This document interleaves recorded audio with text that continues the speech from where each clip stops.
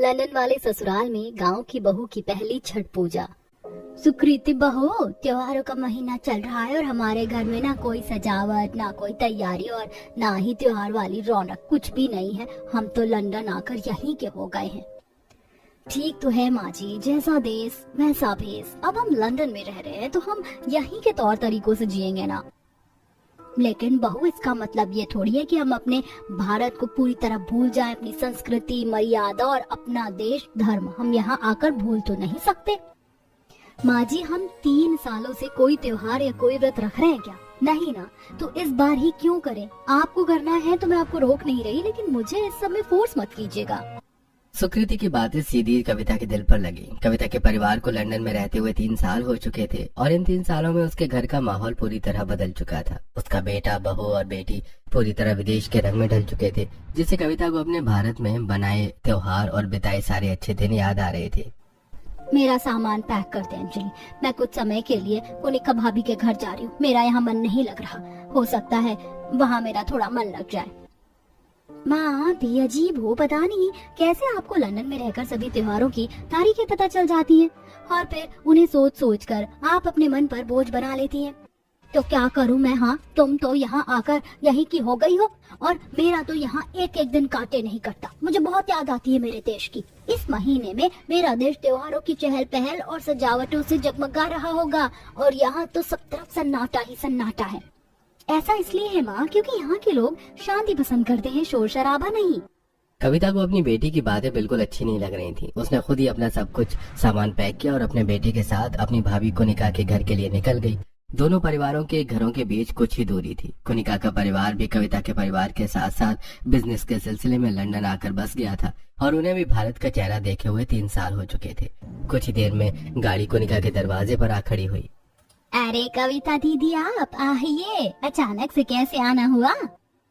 कोनिका ने कविता को सोफा पर बिठाया और फिर मेड से पानी मंगवाया। क्या बताऊं भाभी, आपको तो पता है हमारे कितने सारे त्योहार आ रहे हैं और त्योहारों के महीने में इस तरह सोने घर में मेरा मन नहीं लग रहा। लेकिन कविता दीदी, यहाँ तो कोई त्योहार नहीं मनाएगा ना, इसलिए घर तो इस तरह लगेगा ही। आप इस सब पर ध्यान मत दीजिए। मतलब भाभी, क्या आप भी कोई त्योहार नहीं मनाओगी?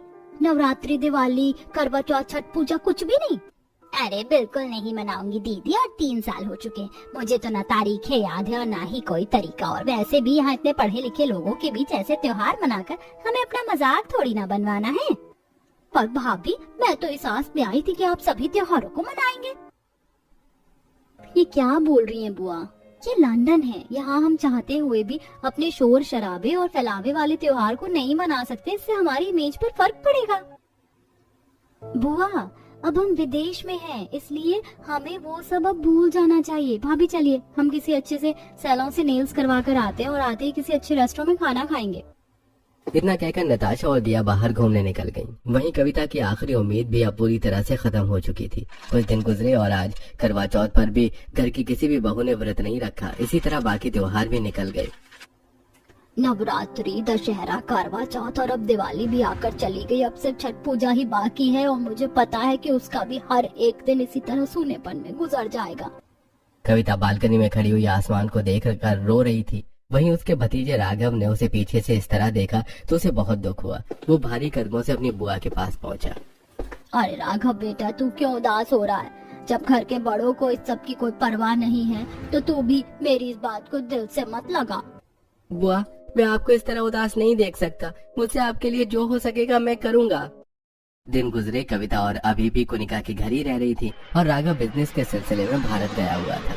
दिन गुजर रहे थे और उसके साथ कविता का दिल और भी भारी होता जा रहा था। इस बार तो राघव ने इंडिया जाकर एक बार फोन भी नहीं किया। पता नहीं क्या बात है। हो सकता है देवर जी को ज्यादा काम हो, इसीलिए उन्हें बात करने का मौका नहीं मिल रहा। पूरा परिवार बड़ी बेसब्री से राघव के आने का इंतजार कर रहा था। शाम तक राघव इंडिया से वापस आ गया, लेकिन उसके साथ शादी जोड़े में सजी बड़ी सुंदर सी लड़की थी, जिसे देखकर पूरा परिवार हक्का बक्का रह गया। राघव बेटा, ये कौन है और इसने ये कैसे कपड़े पहने हुए?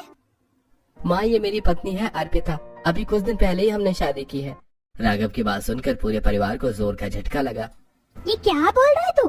हाँ देख राघव, ये कोई अच्छा मजाक नहीं है। ये सबको यहीं खत्म कर दे। माँ, मैं कोई मजाक नहीं कर रहा हूँ। अर्पिता सच में मेरी पत्नी है। माँ, मुझे एक इंडियन लड़की से ही शादी करनी थी, लेकिन मुझे पता था कि आप इसके लिए राजी नहीं होंगे, इसलिए मैंने आपको कुछ नहीं बताया। हाय भगवान, मेरी तो किस्मत ही फूट गई। मैंने तो सोचा था कि मैं एक पढ़ी लिखी यहाँ की एक गोरी चिट्टी मॉडर्न बहू लेकर आऊंगी, लेकिन इसने तो मेरे सारे अरमानों पर पानी फेर दिया। हाय, ये आपने बिल्कुल अच्छा नहीं किया भैया। मैं आपके इस फैसले से बिल्कुल सहमत नहीं हूँ और मैं इस लड़की को कभी अपनी भाभी नहीं मानूंगी। आपको अपनी करने का बहुत जल्द पछतावा होगा देवर जी। सोचिए, जब पापा और सौरभ जी को ये पता चलेगा तो उन पर क्या बीतेगी।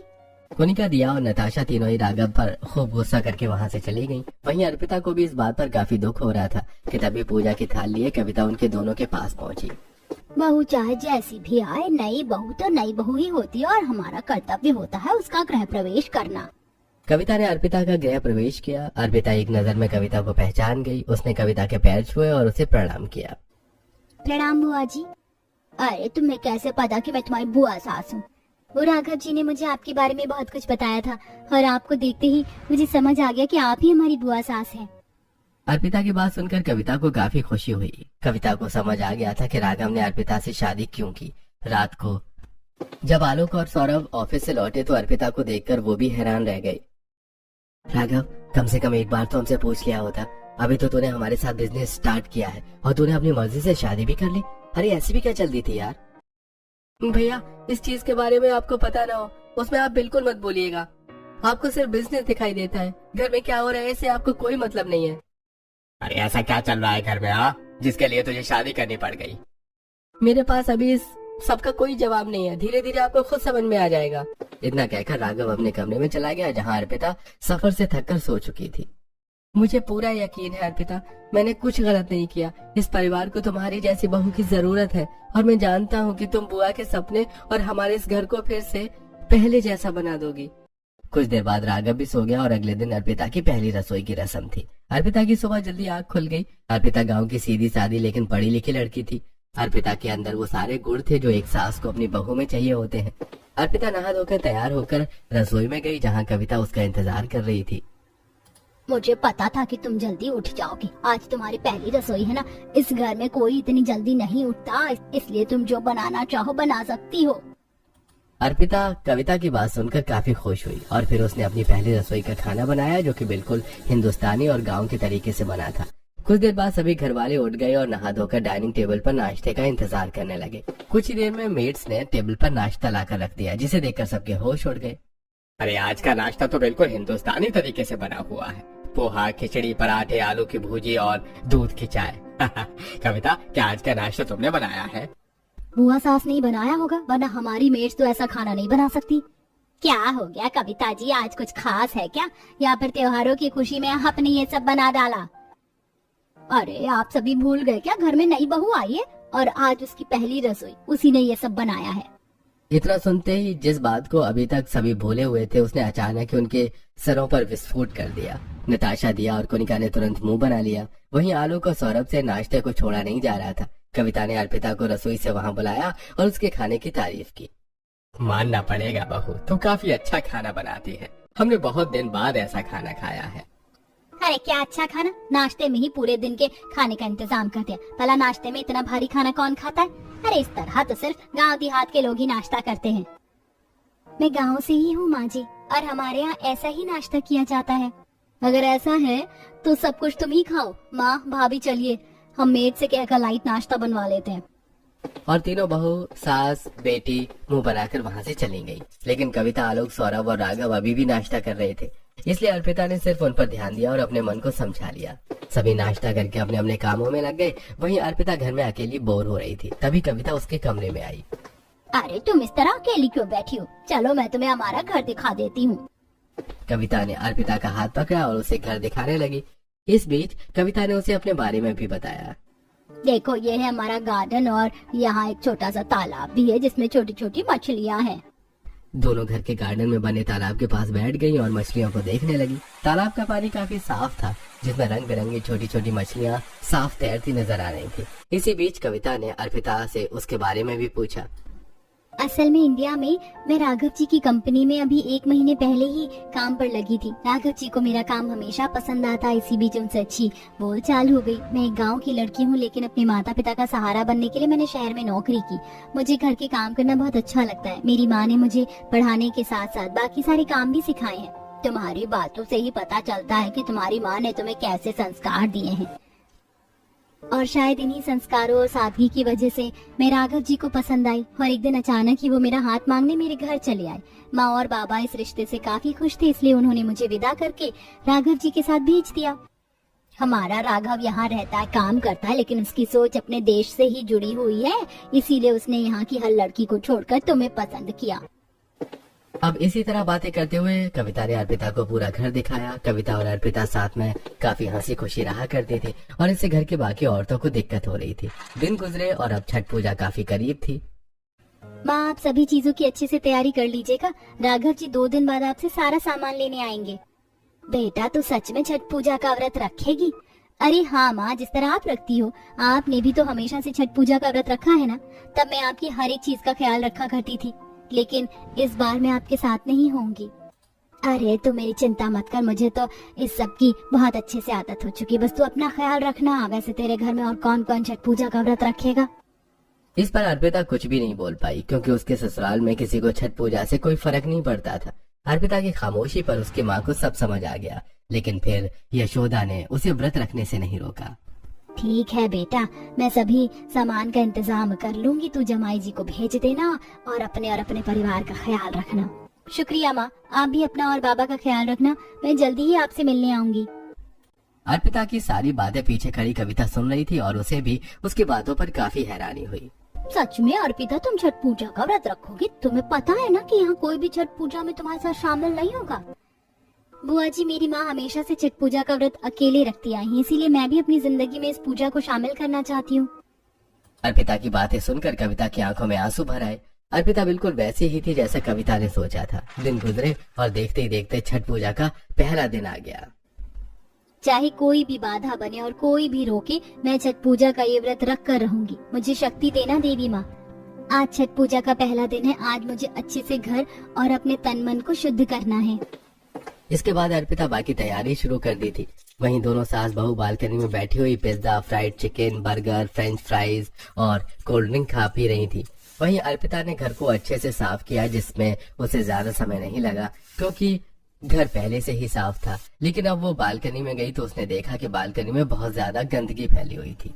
अच्छा हुआ मैं यहाँ आ गई और मैंने ये सब देख लिया। कितना गंदा फैला रखा है इन तीनों ने। सारी चीजें खाकर उनके डब्बे यहीं पर फेंक दिए हैं, और सॉस तो खाई नहीं बल्कि सब तरफ फैलाई है। अब मुझे अकेले ये सब साफ करना पड़ेगा।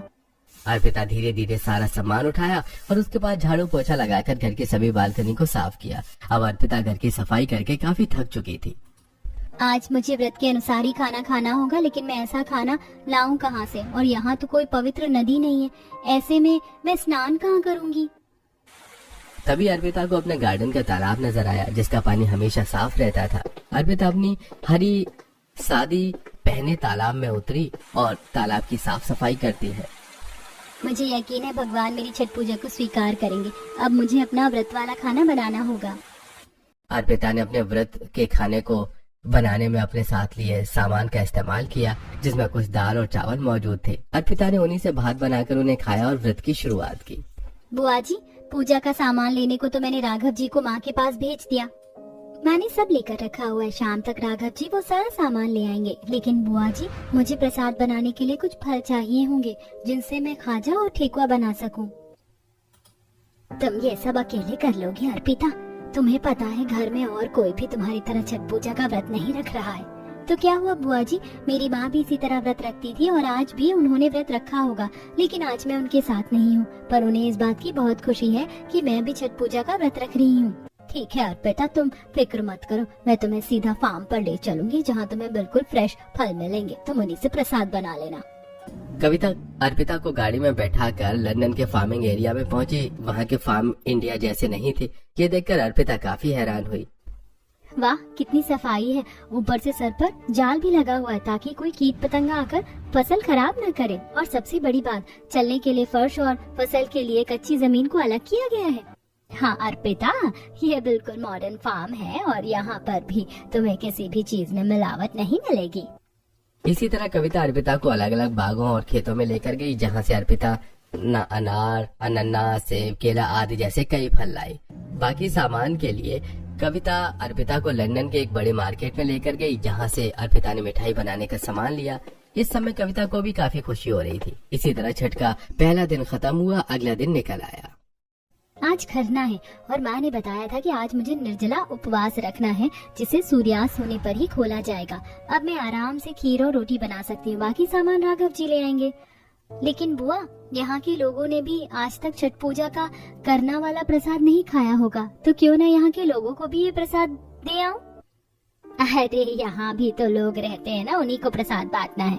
लेकिन बुआ, इन लोगों को इस बारे में क्या पता, कहीं ऐसा ना हो कि यहाँ पर किसी को प्रसाद पसंद ना आए और हमारे प्रसाद का अपमान हो। कविता को भी ऐसा लग रहा था, लेकिन फिर भी अर्पिता ने शाम तक प्रसाद बना लिया और फिर अपना व्रत खोलकर कविता के साथ प्रसाद बांटने को निकली।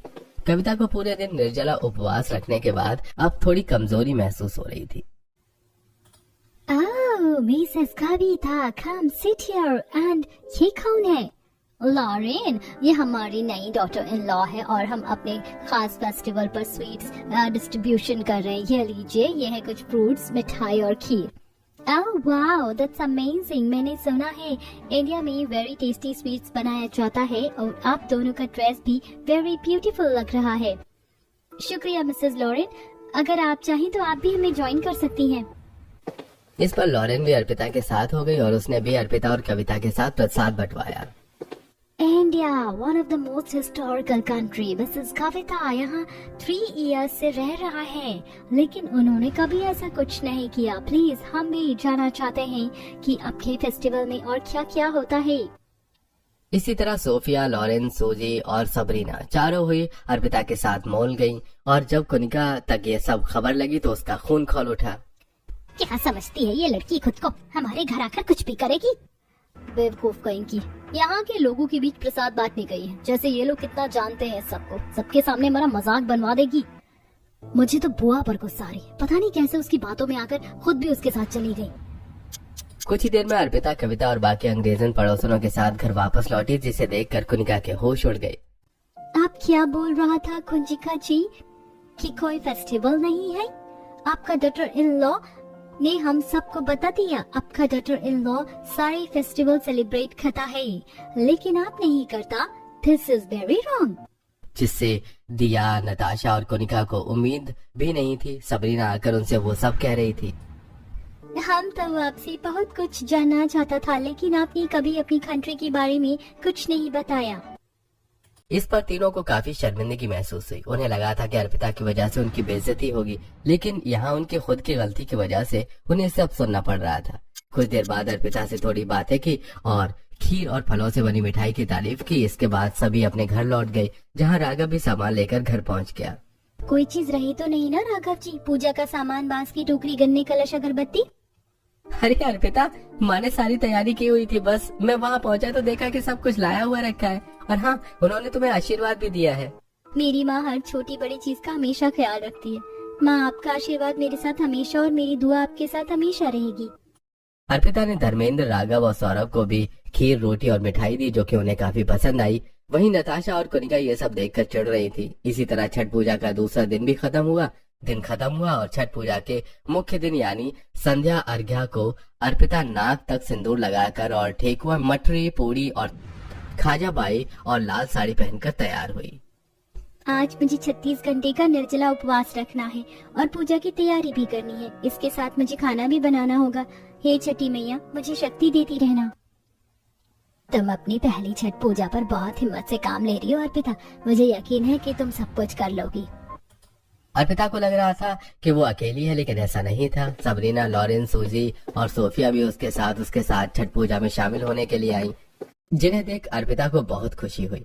वहीं कविता का इंतजार करते करते अंजलि और सुकृति भी वहाँ पहुँच गई। अरे माँ जी, आपको बड़ा मन लग रहा है मामी के घर? आप तो वापस ही नहीं आना चाहती। क्या करूँ, अर्पिता बहू है ही इतनी अच्छी कि मेरा इसे छोड़कर आने का मन ही नहीं कर रहा। सुकृति ये बात सुनकर पूरी चिढ़ गई कि तभी थोड़ी देर बाद अर्पिता अपनी नई अंग्रेजन दोस्तों के साथ गार्डन में आई, जिसे देखकर सुकृति हैरान रह गई। अर्पिता ने अपनी अंग्रेजन दोस्तों को भी अपनी तरह लाल, नारंगी और हरे रंग की साड़ी पहनाई और उनके भी सिंदूर लगाया। ये देखकर अंजलि और दिया का भी तैयार होने को मन करने लगा। चलो हम भी इन सब के साथ शामिल होते हैं। मेरा भी बहुत मन कर रहा है इस फेस्टिवल को सेलिब्रेट करने का। कितने लंबे समय के बाद घर में ऐसी चहल पहल हो रही है। दिया और अंजलि भी अच्छे से कपड़े बदल कर आई और उन्होंने घर के गार्डन को सजाया। धीरे धीरे समय बीता और कठिन उपवास की वजह से अर्पिता को चक्कर महसूस होने लगे। Oh my god, Arpita are you okay? तुम बहुत फेल दिख रही हो। मैं ठीक हूँ, बस सुबह से खाना पीना ना लेने की वजह से थोड़ा चक्कर आ रहा है। अर्पिता बहू, तू सुबह से तैयारी में लगी हुई है, अब कुछ देर के लिए सो जा, जब शाम होगी मैं तुझे उठा दूंगी।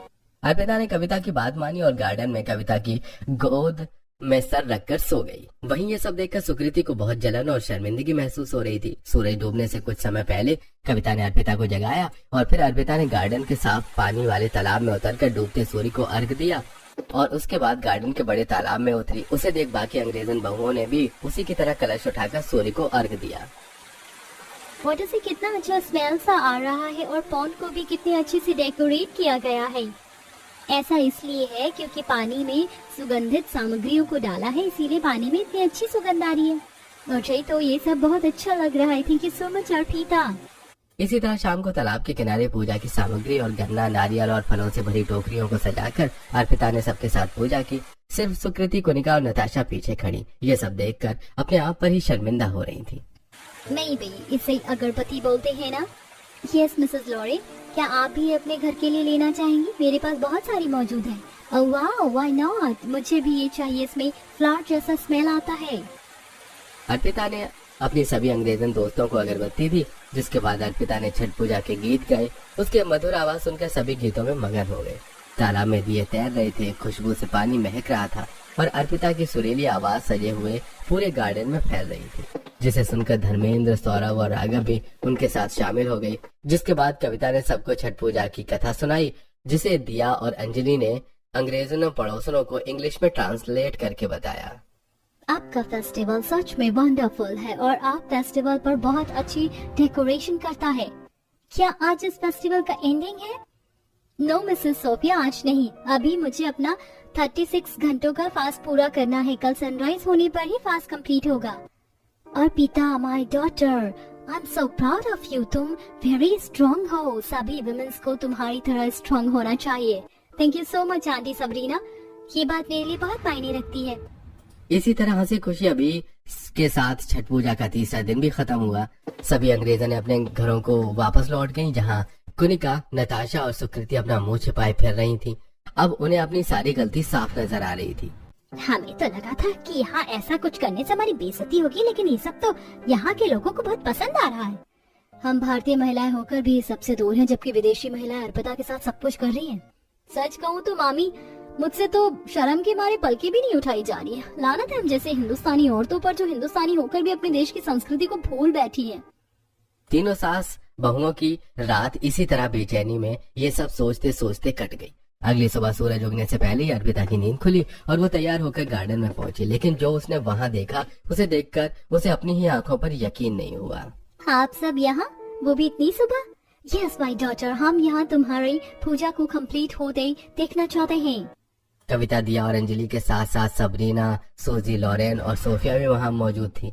आप लोग सच में बहुत अच्छे हैं। मैं आपको तहे दिल से शुक्रिया अदा करती हूँ। Thank you so much everyone. कुछ ही देर में सूरज उगने लगा और अर्पिता ने पानी में उतरकर सूर्यदेव को अर्घ दिया। अर्पिता पर सूरज की रोशनी पड़ रही थी, उसकी आंखें बंद थीं और उसके हाथों में कलश था जिससे वो सूर्य को अर्घ दे रही थी। ये नजारा देखकर सबकी आंखें चमक उठी, जिसके बाद कविता ने गले से लगा लिया। तूने सच में मेरी ख्वाहिश पूरी कर दी बहू। तू सच में मेरे जीवन में बिल्कुल एक देवी के समान है। ये सब देखकर दिया और अंजलि की आंखें भर आईं। वहीं रात भर नींद न आने पर सुकृति, कुनिका और नताशा भी ये सब देख रही थी और उनकी आंखों में भी पछतावे के आंसू थे। अर्पिता ने कच्चे दूध का शरबत पीकर अपना व्रत खोला और फिर सभी को प्रसाद दिया। इसके बाद कुनिका और नताशा ने अर्पिता से माफी मांगी। आप माफी मत मांगिए, आपको इस बात का एहसास हो चुका है। बस इससे बड़ी बात और कुछ नहीं होगी। और अब इसी तरह सभी ने अर्पिता को अपना लिया और सभी मिलजुल कर खुशी खुशी एक दूसरे के साथ रहने लगे। और अब जब भी छठ पूजा का फेस्टिवल आता तो सास बहू जेठानी भी बहू की मदद करती और उसके साथ सभी फेस्टिवल अच्छे से मनाती। वहीं अर्पिता की अंग्रेज सहेलियां भी उसका पूरा साथ दिया करती और ऐसे ही हर साल अंग्रेजन सहेलियों के साथ फर्स्ट छठ पूजा बनाया करते हैं।